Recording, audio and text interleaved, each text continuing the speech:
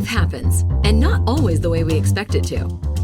Every single day, we face change, stress, and uncertainty. What if you could learn to thrive no matter what life throws your way? Resilience expert Adam Markel and his inspiring guests explore breakthrough strategies to fully embrace change and build the resilience required to become change-proof. Hey, everybody. Welcome back to another episode of the Change Proof Podcast. I'm your host, Adam Markel, and I'm so thrilled to be in the seat today for my guest. She is absolutely amazing. Her name is Castille-Cromedy, and she is currently the SMD of Talent and head of HR Americas for Hines. Crystal is an HR exec with more than 25 years of experience across a range of industries and markets. You're going to find out very quickly just how astute this person is, how intelligent, how dialed in and sensitive, and just has a tremendous awareness and understanding of what's happening in the workplace. Sit back, relax, and enjoy my conversation with Crystal. Okay, Crystal, so you have an impressive CV. I read a lot of them. I meet a lot of people, and I'm impressed. I know a lot of the people that are listening to this right now are going, yeah, she's got a lot of things she's done. She's a person to be in the seat that she's in and all that good stuff. But my question is it's related to your bio, which is to say, what's not part of the bio? What's one thing? Because a million things, right? But what's one thing that isn't in your introduction that you would love for people in this moment to just know about you? Yeah, thank you so much, Adam, for having me here. The question I get all the time is, how do you do it? You know, what's not in the bio is that I'm a wife of more than 30 years and that I have children, I have three kids, they're 32, 30, and 23. One of the questions I get is, you don't have kids in the 30s. And I'm like, yes, I do. And so that's a compliment that I love. But that's still a question about, how do you do it? And how have you done it? And that's a loaded question, right? Because you don't just Really? wake up one day, right? You don't just wake up one day having done it. But without peeling all the layers of, my psychology and all those different things and how I was raised and my upbringing and my parents, there is something about perseverance and resilience that is part of that story for me, right? I wake up every day self-motivated and energized to just be better than I was the day before. And part of that means I have to unpack and break down what my challenges are. How do I be prepared and ready for those challenges? And how do I do so in a way that's the most productive and proactive for me, myself, my family, those that, I care about, my friends. And so that's what's missing is the how. I think your CV can definitely look backward and sort of tell you about all of your accomplishments, but they don't necessarily tell you what you had to experience in order to get there. Oh my. Well, you just confirmed or reaffirmed for me why I wanted you to have you on the show. So bravo and thank you. And I want to lean into that now too, just to get a sense, because I am also a parent and have kids in a similar age, proximity. Yeah. How did you do it? And to be more specific, because like you said, there's a million things day to day, but I'd like to, can you chunk down your philosophy on some level of how you were able to be a mom and a wife and like have an epic career that is still ongoingly, productive and adding value in the world and all of that, while you're also taking care of other humans that needed a lot of care, as we know. Yeah, yeah. For me, it's, I grew up I'm the youngest of four, so I think that there's something about the pecking order in which, you grew up, that, has a type of imprint on the kind of adult or responsible human you're going to be. But because of that, I felt like I had to do a lot my own. It was very important to me growing up that I could achieve things on my own without needing help. And honestly, that's kind of how I approach my relationships, my marriage, my parenthood is that, I could do this, I could do it on my own. And one of the things I had to learn and also after some good advice was to ask for help. And that was a hard thing for me to do. It's one thing to say, yes, I understand how important help is, but it's another thing to practice that. And doing so really made a difference for me, whether that was asking my husband for more help or asking for family members to lean in. or friends or advice or other things that I thought I should be self-sufficient at, I really had to learn that I didn't have to be.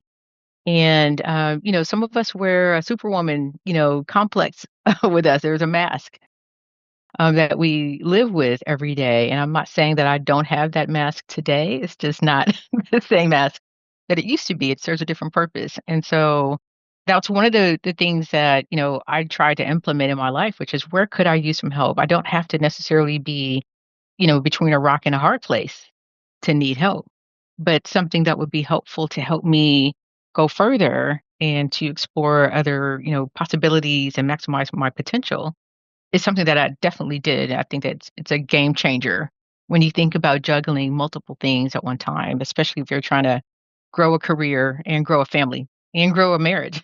Those are all three very distinct different things. They are. And since this podcast, we talk holistically about resilience and about change. So it gets in the area of all the things that are personal relationships and parenting and health and et cetera. But it primarily is a show designed to talk about work and in that context, discuss this chunk of our lives that we spend working. So I'm going to ask you, when it comes to asking for help, I think people, if they've got a spouse or a partner, they can understand how it might be difficult, even with that upbringing and sort of that programming, to be like, I'm going to ask that person in my life for help at the risk of seeming weak or seeming vulnerable or not being, all the things that you make yourself up to be. And you can, and I can see that people would also be thinking, but at work, it's different. At work, like to be vulnerable, to be weak, or to just have somebody's view of me change because somehow I don't have all the answers, et cetera, especially as a leader. So my question to you is, can you say more about, and maybe even provide some anecdote or an instance where you did that at work, even though that, was A, not your instinct to do, and B, it's work and it's different context there. Yeah. I've got two examples, if that's okay. I'll take you through. And this really just kind of still under the same umbrella of being vulnerable, as you mentioned, asking for help. At work, you really want people to feel or to think that you're self-sufficient, you can get things done. And so I agree that asking for help in various, situations may be different. However, at work, like I said, there are two real pivotal either pieces of advice or moments, that really mattered, in my development. One is the best piece of advice I've ever gotten from a leader at work was to create boundaries. Not, the most earth-shattering piece of advice in the sense that you've heard of it before. But the difference maker for me was probably because of where I was at that stage of my career. I wasn't early in my career. I was certainly really trying to climb that ladder. I was at a pivotal moment with respect to my growth potential. And I was getting ready to actually move to the UK because I was being considered for an expat assignment. And the advice came on just at the beginning of, hey, if you get this opportunity, you're going to have to create some boundaries for yourself. Like you cannot do it all. And even if you can do it all, you shouldn't do it all. And I thought, oh, that's an affront to, my ethos. I'm very self-sufficient. I can get it done. I'm reliable. You can call me at any time. I will respond to you 2 seconds later. You can count on me. And it took a while for me to really appreciate that sage advice. And that's exactly what it was. Because it got to a point where I was like, I can't keep this up. Even if I wanted to, I realized that I shouldn't keep it up because there's going to be cost somewhere else. I'm going to drop something else. And that's not, the reputation that I want for myself. And so I started to practice setting boundaries, which, I wasn't successful, the first time out. I would carve out time in my calendar or I'd try to tell people no or whatever the case may be, not take calls after a certain time of the day. And when you work in a global, role as I did before, it's very tough, to say I'm turning off the clock, but you have to understand, what the opportunity cost is and what the real cost is to you as a performer. So that's one piece of advice that I would give anyone, a real example about why setting boundaries is so important. And even if you're not perfect at it the first time out the gate, you got to keep trying. You got to build that muscle. You've got to create the habits that are going to work for you. And it's definitely served me well, thereafter. So we're going to get to the second one, but I want to know more about this one, just Mhm. from the standpoint of like, where did you fail at that? Because, Yeah. and by the way, I don't think that that's really widely given advice, at least not in my Mhm. world, and having researched this for a while, that a leader or others would say, hey, create boundaries, in part because boundaries are really difficult, especially among high achievers. It's like one of those paradoxes, I suppose. Yeah. But Yeah. where did you really fail at doing that? And how did and I how did mean, it. and how did you correct and continue, Yeah. I guess? Yeah. I'll tell you, it's a funny story. It is a catch-22 because on one hand, like you said, as a high achiever, you want to build a rapport and a reputation for, when people think of you, this is what I want them to think. I want them to know I'm a strong member of the team, a member of the team that they can't do without, and like I said, reliable, responsive, and all of that. And I remember one time there is one of my leaders contacted me at 10 or 11 o'clock at night. And, very strong relationship I had, with this person. He could call me anytime. And, you know, a really mature relationship where I didn't have to make excuses. He didn't have to make excuses. If he needed something, he didn't have to ask me how my weekend was first or whatever. And so, he called or I think he emailed me actually, 10, 11 o'clock at night. I responded and went to bed. And, the next day, he goes, "Hey, how's it going?" And I'm like, "Pretty good." And he goes, "Yeah, I sent you a request." And I go, "Yeah, I responded." He goes, "Did you read what you responded? Did you read your response?" And I'm like, "Yes, I'm pretty sure I read it." And he goes, "I don't think so. It was gobbledygook." And I go, "What do you mean?" And so I had to go back and read it, and it was illegible. Illegible. Wow. And I'm like, I can't even make out. I know that there's a sentence structure here. I can't tell you what I was trying to say. And that was a moment that, quite honestly, I was really lucky that it was him and not some other person. And I question whether or not I would have responded to another person. But that was a moment for me where I said, okay, I was tired. I'd been up, most of the night working on some things, cranking it out, burning the midnight oil, really demonstrating that, I'm a hard worker. All that And good stuff, right? Everything you just said is like a yeah, positive spin on workaholism or whatever you want to. Yeah, call exactly. it what you want it. Whatever Call it you what you want. want. Right. And so, Determination, right, persevere. Right, yeah. the catch-22, right? And so in that moment, I said, "Oh, I'll never do that again. I'll never do that again." Okay, what is that? Right? And, that is, one, it could be a number of things. It's not just about not responding, late in the evening, but working myself to the point where I was working late in the evening. I was tired. I should have gone to bed hours ago. So prioritizing my rest and other things to make me better, so I could be my best. And then, I just didn't like that feeling of, I felt like I was, and, I had to make an excuse about why, I showed up that way. And I didn't like it at all. So not only am I a workaholic, but I'm my own worst critic, when it comes to, my work product and other things. And so that was a point where I said, "Okay, I won't do that again. What do I need to do so that I, protect myself from being in that vulnerable space because I didn't like it." But at the same time, I was able to laugh about it. I'm laughing about it now, but I was able to Totally. eventually laugh about it and say, "Wow, I'm not Superwoman, and why am I trying to be again?" And, like, "Hey, we all make mistakes, and, you don't worry, I won't do that again, but if you do see something, from me like that, just know that give me a little space." And so it was great, not only for our relationship, it wasn't the, worst thing in the world to happen, but it was an awakening, of sorts. Right. And do you have a way to is there a trigger to catch yourself now, even now? I'm assuming because Oh, this is, yeah. yeah, Mhm. because we're baked the way I really think on a large, in many ways, we're baked the way we are. And then by being self-aware, like you said, not self-unaware, we have the ability to recognize when we fall into a pattern, when we found our little needle in the groove of the record and it's skipping in that same spot. And you go, oh, there I am doing that thing. Mhm, mhm. Maybe I haven't done it in 10 years, but there I am again. Right. So Yeah, no, I definitely have those moments. Yeah.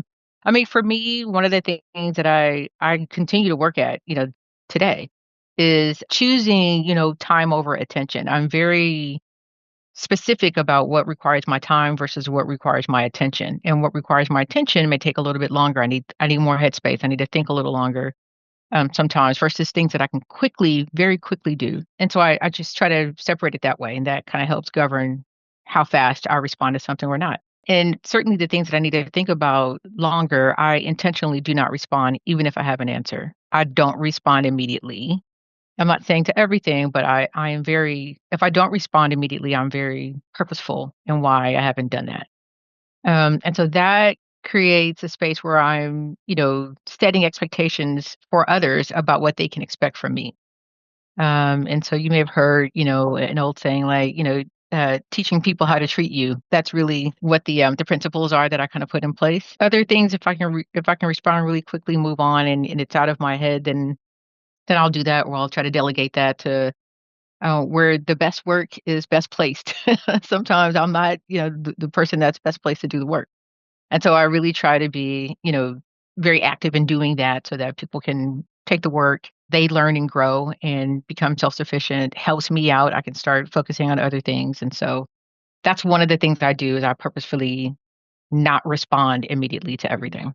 And that sounds to me like great communication. I'm saying that on purpose because I see in our work, the work at Workwell, and even in my keynote speaking and the work I do with organizations in that regard, I see a lot of really bad or poor communication. I don't want to use the word bad, but just really ineffective communication. People that could simply, as you say, help other people to understand, train, teach them how to, sort of the ABCs of me, so that the communication is much more effective because it's clear. So if they know, for example, hey, if it's something that's going to require my focus and attention, it's going to take me longer to respond as opposed to something that I might be able to tick off really quickly. I'm a fan of like when somebody sends me an email and I know I'm not going to get to it because I've actually got to, first of all, read it, digest it, come up with a thoughtful response. That's how I am too. I don't want to, otherwise I will just say received. And so, and sometimes thank you, thank you. And I'll get back to you. Exactly. Sometimes I might say, I'm not going to probably get to this or get back to you for a week. Like if we need to have a conversation, you know what I mean? So, and that literally takes like 10 seconds. So I have personally part of my own spiritual, my path in life is to be more patient and patient with myself and patient with other people. And so even when I hear people say I'm buried in my emails, I'm like, if you saw what my email looked like, I mean, like, I don't know how buried you could be. Like sometimes it's just a matter of going through them and going, not now, not now, not now, not now. But it's not good communication when other people don't know that that's your process. Yeah. Or you haven't told them, hey, thank you, got it, get back to you, when, and it's like, what does that take to just close the loop and create that clean communication versus the ghosting or the silence that often exists, right? Are you seeing that? Do you see that among your peers too, right? I think it's a couple of different things. One is stakeholder management. It is just good etiquette, so to speak, or just good stakeholder management to acknowledge when someone sent you something that you received it, or, hey, I'm going on vacation. I mean, I get to this until next week, but this person can help you in the interim. You don't forego those things. You know what I mean? But I think you need to do that. I mean, I think that I agree with you. That's good, strong communication. And not everyone does it, right? No. Right. But if I'm in the headspace of boundaries, right, and I'm on vacation, and believe me, I I practice this and I flunk at it too sometimes because I'm picking my battles. But if I know that I'm meant to be on vacation, and I've got an out of office and it already says that I'm not available, and something comes through, I need to let other people handle it. The business will will manage. They'll manage without me, and I need to also let other people know that they can make decisions without me. And so that's like an example of where I can let that kind of ride. And you already have my automatic response because I'm out of town. Exactly. But when I'm okay, like something's very urgent, and I need to pipe in so that because I see things spinning, and not necessarily getting resolved, that I might pick and choose when you know, to inject myself into the conversation. But at the same time, I'm still giving you an idea that I'm not going to just respond to you 2 seconds after you sent me a note, right? You have to learn that. And I guess to the, I haven't gotten to the second point yet, but on the way there, imagine a lot of people, for example, think that setting boundaries means saying no. It's one thing under the boundary umbrella, but it is not the only tool in the boundary umbrella, although an important one, because sometimes no means, like you said, maybe not at the moment, or when do you need this, or I can do this by Friday, is that okay? Versus, I don't think I'm the best placed person. I'd like to put you with the person who I think is the best placed person to get this done. You can move on and things can continue to sail. And so that to me is okay to say no or no-ish. And I think that the younger you are in your career, you may feel like you can't say no, that that's going to be somehow career limiting because you said no. And to me, it's the art of saying no. It's not, there's more than one way to say no. So anyway, go ahead, jump in. There's two great titles there for you. I'm like going to become your agent here because there's two great titles for a book or a podcast or something else or a keynote talk, like no-ish. So I think no-ish is just absolutely killer. And the art of saying no, which maybe there's a book title with that already, but you gave us so much right there. So I would love to get to that second example. And then I want to trail back to one other thing regarding the example that you set in some of those behaviors that you were just sharing with us as well. Sure. Do you want me to get to the second point now? Yeah, if you could. Thank you. So the second thing, I think your question originally was, how do you do it? How do you get it done? And I said, you need help. One of the things that I do, both for myself and people who I supervise, is to select someone at the firm who would be my technical mentor. And so it's all about growth.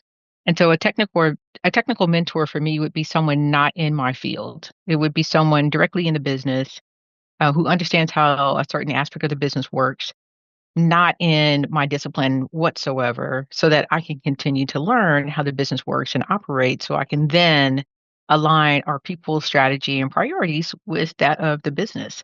And I won't be able to do that unless I understand how the company makes money, how the company loses money, how it's placed in the industry, who our competitors are, what really makes it tick, what really, drives down performance or other metrics for success. And so I've never met a person in business who didn't want to teach someone else about the business. Like no one's ever said no to me.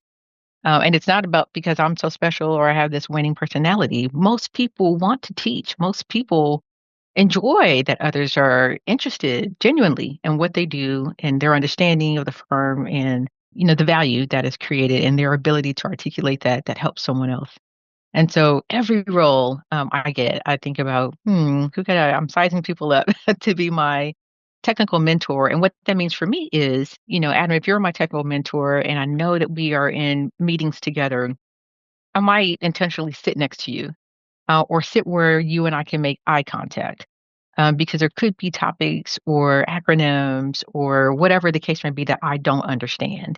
And I'm not in a position, to be comfortable enough to say, stop, can you tell me what that means? Or stop, can you tell me why that's important? I don't want to slow down the flow of progress in a meeting necessarily. But I might be able to text you and ask you, what does IRR mean? Or what does some other abbreviation mean? And you are giving me the safe space and cover to respond to me. You're not judging me and saying, you should know that, or it's over your head, it's too complicated, I'll tell you later. But you are giving me the time and space to oblige, where I need to learn. And like I said, I've learned the most, about organizations and business. And a lot of times it's those things that you won't get just from reading, some, annual report or quarterly report or whatever it is. But that person who's really going to sit down and explain it to you in a safe way, I think is invaluable. And it's one of the things that I suggest for people, at any stage of their career. You don't have to be junior or just starting out or just trying to get a promotion, whatever that next one is. But I think you're never too old or never too experienced to learn something. And so from a humility standpoint, I have a few. They may not know that they're my mentors, but they're the ones that I align myself with.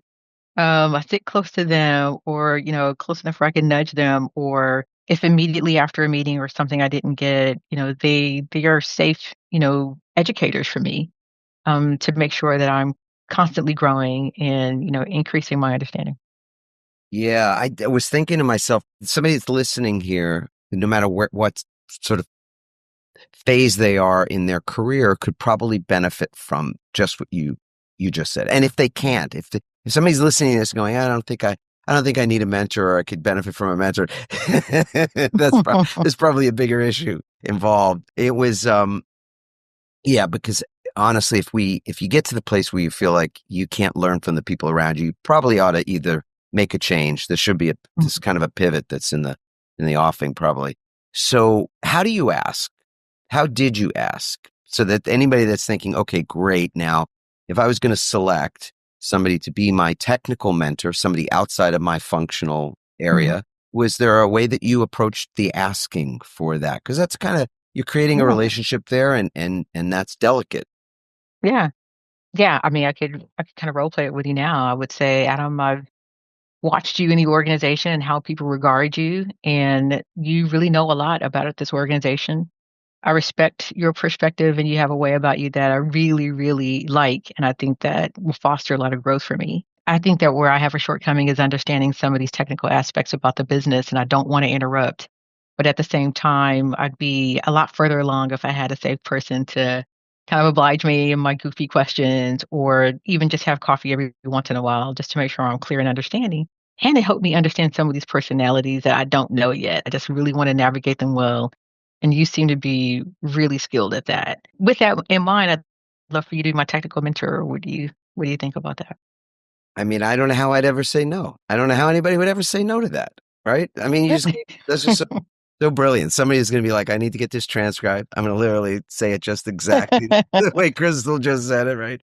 But it's not even so much the words as I think it's the tone. I think it's the way that you just how you role played that, right? Because you said humility is this wonderful word. I don't know that a lot of people quite understand exactly how to utilize humility as almost like a superpower versus the arrogance or the ego that a lot of people think they need to have more confidence in, like be the one to take all the oxygen out of the room. And that's how they'll get noticed and advance. There's a lot of misguided, sort of information about leadership or about what it takes to succeed. So when it comes to things like setting boundaries and what you were saying, there are a lot of people who are in management roles, whether they're senior level or they're more junior, where a part of what they have done to succeed is to be that person who will run through a wall for the organization, for their leader, for whoever, and seems to have no limit to their capacity and are tireless and on and on and on, right? And when I'm working with some of those leaders, or often the people that those leaders lead, I will say I'm never going to say, or our philosophy isn't to change you. Like I would never say, if that's worked for you, Crystal, I would never say, don't do that you should change because other people are getting the wrong message. It's like contrary to that. What I say, or what how we come at it is, it's less about modeling what the sort of behaviors are that might help to create a more sustainable, high-performing workforce, but rather to allow for permission. And I think that's the place that is the area of growth for a leader that they may not be thinking about, sort of a blind spot. It's just because, like, for example, your comfort level and where you've succeeded is I'm first in and last to leave. First in and last to go. And that's how you operate. And that's fine. But if everybody else thinks by your example that that's the road to success around here, that this is the way that you do it, so this is certainly the way I'll be expected to do it, that's where I think the problem occurs, in not allowing for permission, by assuming somehow that people would think that they have permission to go to their kid's dance recital and miss something, like staying late one evening, or it might be that they're not taking their PTO, or whatever it might be, right? That they're doing it differently than they would otherwise do it. And I think this is a really important point in the millennial and Gen Z demographics, that they've clearly indicated that they don't want to become, they're not looking to greater, the things that lead to burnout, that we're seeing signs of anxiety at levels that haven't been, sort of recorded in the workplace before, or anything like that. But they are more vocal about the thing you called boundaries earlier. And I think that's a bit misunderstood by older leaders. And I just wanted to get your thoughts on this idea of modeling versus permission. Yeah. Oh man. I mean, if I synthesize down the examples that you just talked through, it is the battle of the generations. I mean, at the end of the day, it's this is how I came up. If it was good enough for me, you got to go through it. You'll be fine. Versus, the younger generation saying, no, not necessarily. I don't need to go through everything you went through to get to the same place. I have different tools that you didn't have. And oh, by the way, there's probably not been such a focus on mental health and work-life balance and other things today as it was generations, prior to this one. And so we come from a different approach, but we all want the balance. I don't think there's anyone out there who does not want the balance. If they could manage the balance, they would manage the balance. That's the big difference. It's just a difference of, from a generational standpoint. I mentioned to you that I have 30 something and 20 something kids. And in my household, there are four generations. My husband's older, 9 years older than I am. He's technically a baby boomer. I'm Gen X, and then I've got millennials and a Gen Y. And so it's really no different, from, a needs and wants perspective when it comes to the workplace. We all do still generally want the same things. It's just our mindset, on how we may want to get there, or what matters to us along the journey of how we get there. And I think that there is some truth to that, but I think what people need to focus on is the how. If we all know or can assume that we want the same things, we just have to learn to have some mutual respect about how we get there and that it may be different than how I got there. And the way I got there isn't the only way to get there. And if you can do it smarter or faster or otherwise, great. If it takes you longer, slower, more methodically, that's great for you, and not put so much judgment on that, but focus much more on the intended outcome. So that's normally how I govern myself when I work with people. It doesn't matter what our differences are. We probably have more similarities than we have differences anyway. And so it's just really kind of getting to that ethos of what is it that you want and how can I help you be successful. I've had to also learn not to project my own goals for people on other people that don't want those same goals. That's a big lesson. You see Right. a lot of potential in people. You may, you see some of yourself in those people or other past performers or high potentials in others. And you think, yes, you can do this. And they don't think they can do it. And a lot of times they may not want it.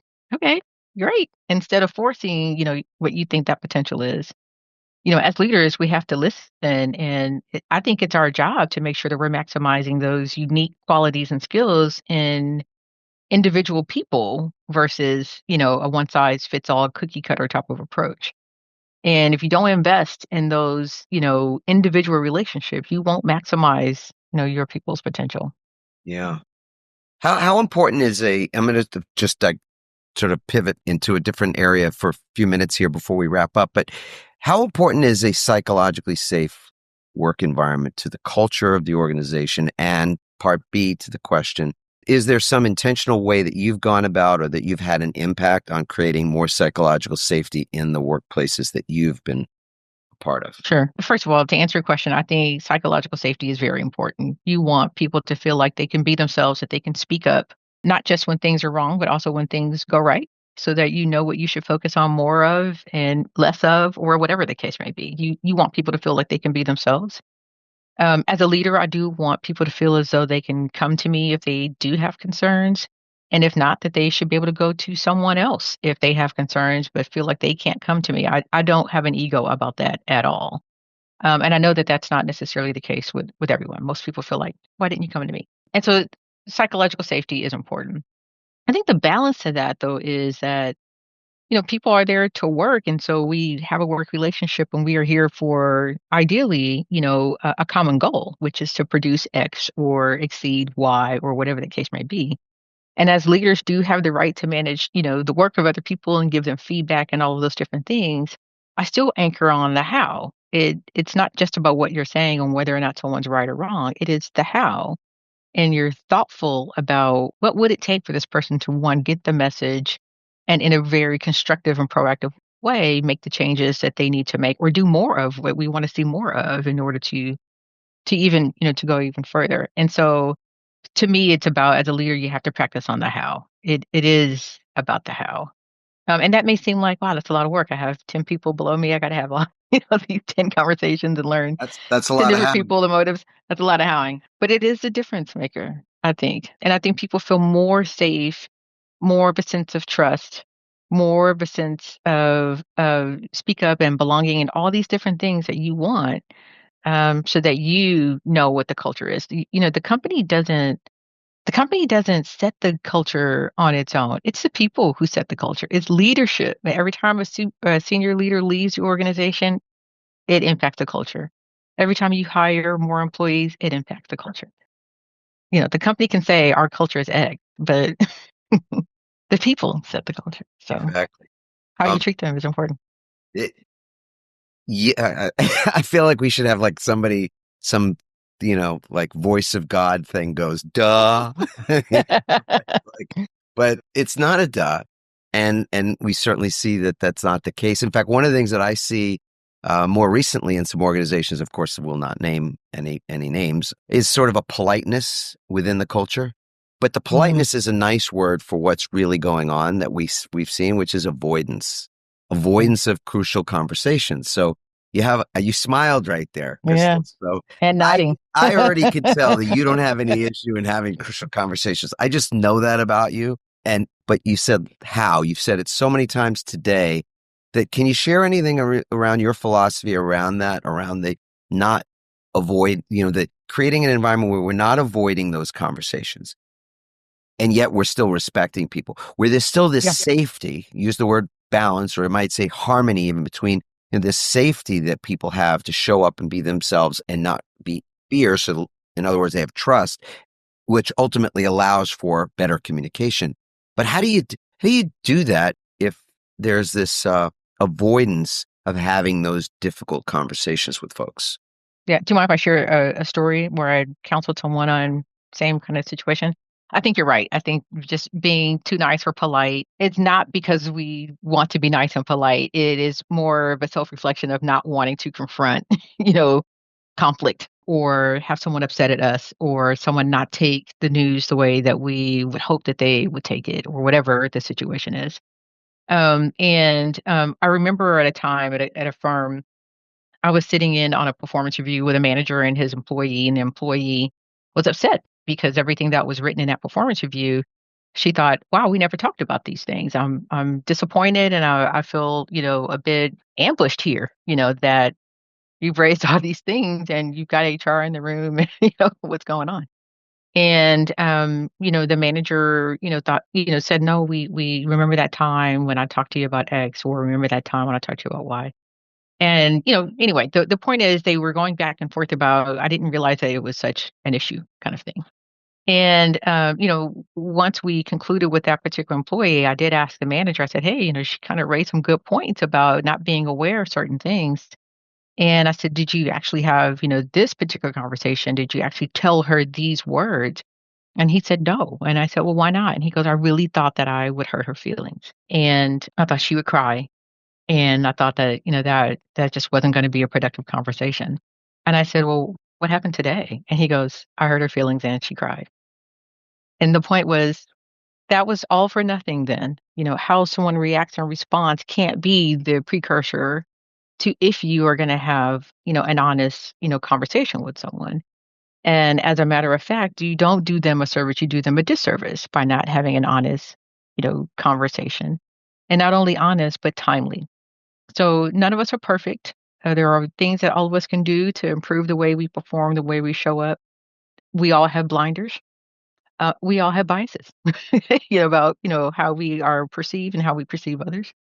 And none of us are above reproach. And so, as a manager, you have to have those conversations in a timely manner. That helps people be a lot more open to the feedback, as opposed to hey, 6 months ago you did or didn't do X, Y, and Z, and now it's showing up, in some written documentation. And that gets people there's no sense of trust there. Now they're defensive, now they're whatever.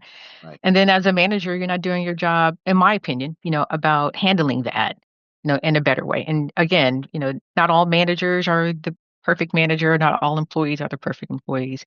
But man, there are so many tools in the toolkit, just by treating people how you would want to be treated. Some people call that the golden rule. But if it were you having a performance issue and you didn't know, wouldn't you want someone to tell you that this is how you're showing up? And then you can decide how you may course correct or not.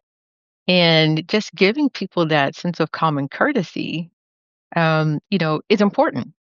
And so, like I said earlier, we have the right to manage people's work and get it done well. Part of that is timely, honest, direct feedback. It is about the how. But there is a way that you can connect the how with someone's performance that needs improvement that still gets us back on track, on the same track, going the same direction, and pointing our arrows all in the same direction and move on. And if things don't work out from there, you definitely want to be able to say, I've tried a number of different ways and, this is what I was hoping to achieve. But you never want anyone to feel surprised, right? You don't want people to feel surprised. Yeah, I can't tell you how many contractors I've said that to before signing on to an estimate or whatever. It's no surprises, just don't. Yeah, no That's it. surprises. You never hear anything from me about it is if I get Yeah. surprised, But as we conclude this, I'm just going to go back to a conversation that you and I were having before we hit record. So for the people out there, I just want you to not miss anything. It's not going to end up on the cutting room floor, but I'd love to just get your sense, and this is more generalized, general question really about change. Obviously, at the time that we're recording this, people are consuming this. There's tremendous change. My own philosophy, just based on our research and gosh, having been writing about this topic for so long now, is the greatest constant in the universe, ironically, is change. That's the great constant.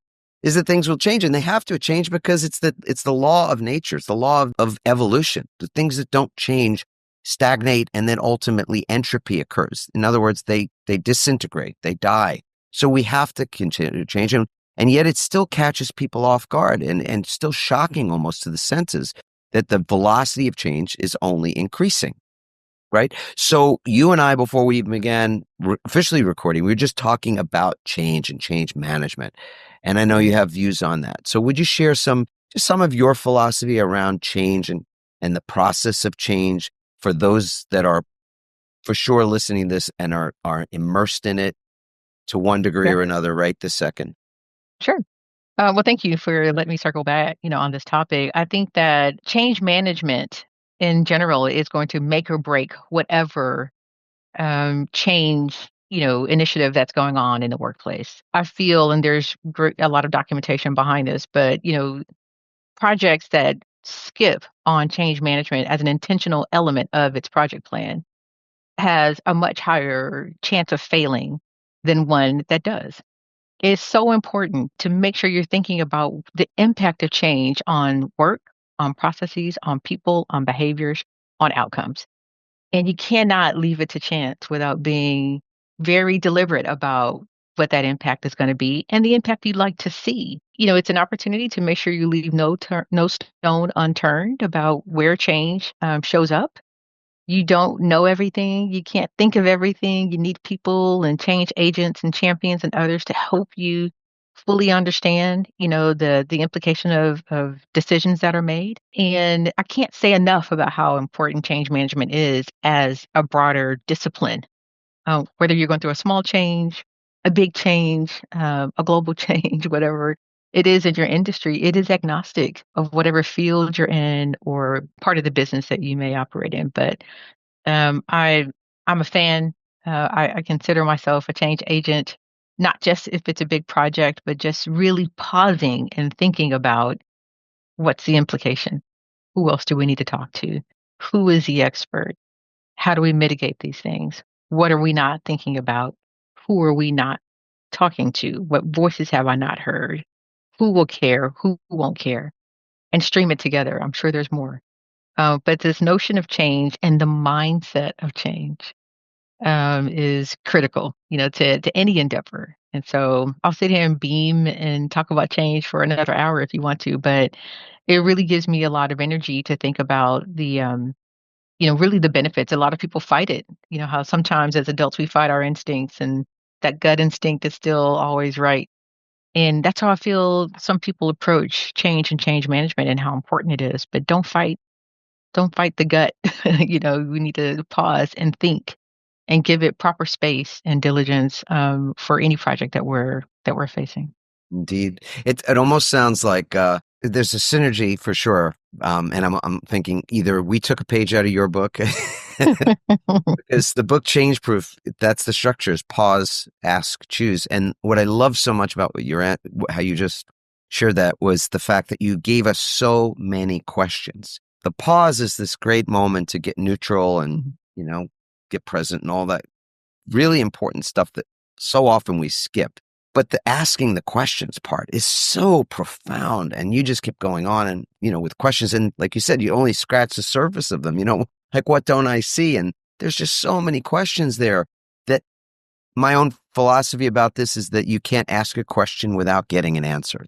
I literally operate my life on the premise that you ask a question, you receive an answer. Now, I don't know what the timing is, because sometimes you ask a really deep, very involved question, and maybe you're not going to get an answer right away. And but I've not had the instance where asking a question didn't lead to an answer. So to not do that creates so much more area for blind spot and for mistake than to actually move through the process that you just outlined. So, gosh, Crystal, I could also just spend another hour or more talking to you. So maybe we'll do a part 2. For now, anyway, we're going to wrap things up. But thank you so much.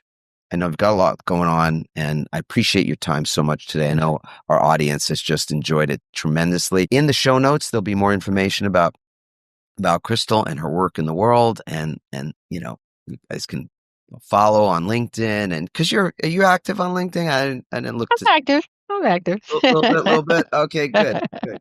Because I would hate to think that somehow or another that the wonderful Hines company was the only one that was receiving the benefits of your wisdom, because I really feel that strongly from you. So thank you for your time today. I appreciate it, Adam. Well, okay. I literally could speak to Crystal for hours and hours, and I'm just intuiting that you loved what she was sharing and could listen to her. And I got to tell you, after we ended our recording, I said to her, "You got to get out there and share more of your history, your experience, your wisdom on these topics, because in the world of work, it can be really confusing. There can be a lot of loud voices, and a lot of voices, I think, that maybe even don't carry that much weight in terms of how tangible what they're saying is, and how applicable and how usable it is in the lives of leaders and even in those of us that might be in a different space." So I loved that conversation today. I loved how tangible it was, and how practical, as well as the nuances to what Crystal was sharing with us about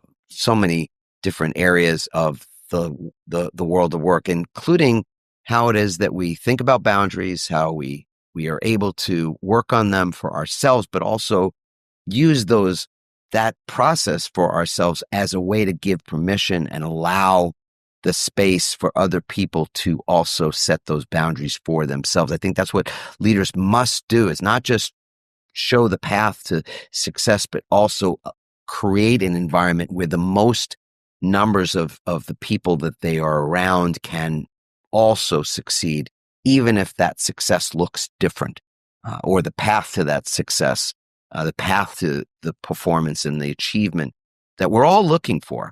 By the way, all of us want to be fulfilled, and all of us want to add value in the world and have meaningful work lives. And the path to that result, to that outcome, isn't all the same. And I think, again, that's where sometimes people that are leading with blinders on.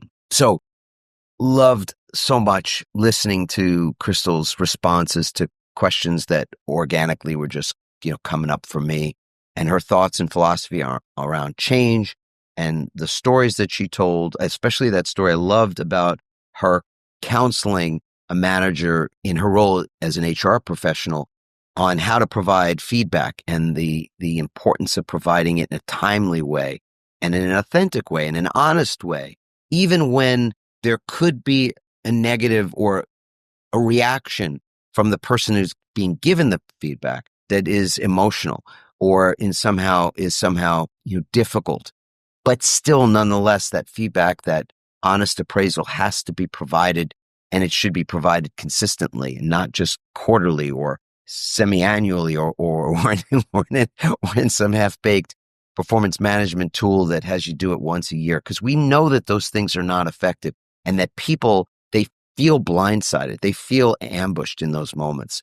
So having those crucial conversations, those wonderful conversations too, because feedback doesn't just mean providing somebody with a clue as to how they're missing the mark, but rather is an opportunity also for celebrating success. And we all know that for the most part, that when feedback is given, it's mostly a critique of what's not working, and very rarely is it a celebration of what is working. So there's just a lot of wonderful takeaways. If this also resonated with you, please share this episode with a colleague, a friend, a family member even.